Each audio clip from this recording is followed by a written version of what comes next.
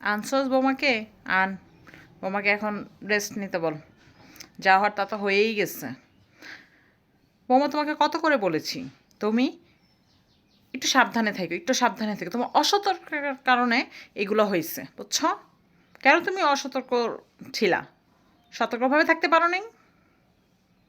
তোমার কারণেই আজকে এই অবস্থা হয়েছে। আমাদের কপালে তো নাইনাত কুর নেই, আমরা তো নাইনাত কুরের মুখ দেখতে পারবো না, বুঝছো? এখন রেস্ট হয়ে সুস্থ হয়ে আমাদেরকে উদ্ধার করো। জানিয়ে যা। মা, আমার কি দোষ মা? আমারও তো খারাপ লাগছে। আমি কি জানি, এই ব্যাপারটা তো আমি কিছু জানি না, তাই এটা আমার কোনো হাত নেই। দেখছিস কেমন করে? হয়েছে, আর না একটা ঢং দেখাতে হবে না। যাও রুমে গিয়ে রেস্ট নাও। আহা মা, এখন বাদ দাও না। এই চলো রুমে চলো। হ্যাঁ চলুন। খাটের উপর এখানে বসো, তারপর আস্তে ধীরে রেস্ট নাও।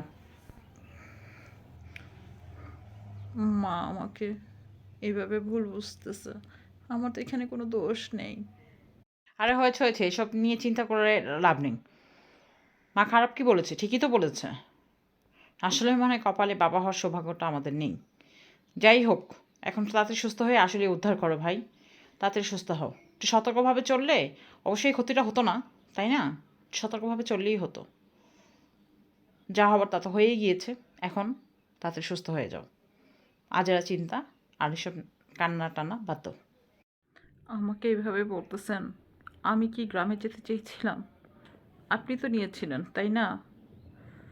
এখন আপনিও কথা শোনাচ্ছেন। ভুল কি শুধু আমারই ছিল? আপনাদের কারো ভুল ছিল না?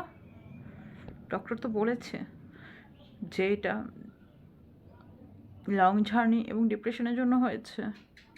এর মধ্যে কি আমার হাত ছিল? আপনাদের কারো হাত ছিল না? মুখে মুখে অনেক তর্ক করা শিখে গিয়েছো, তাই না? তোমাকে আর নিয়ে পারি না, বুঝছো? আর মানুষের বাচ্চা হয় না। ডক্টর একটা ইস্যু দেখালো আর তুমিও সেইটা ইস্যুটা নিয়ে মাথায় নিয়ে নিলা, তাই না? যত সব। তোমার সাথে আমি কথা বলতে চাই না।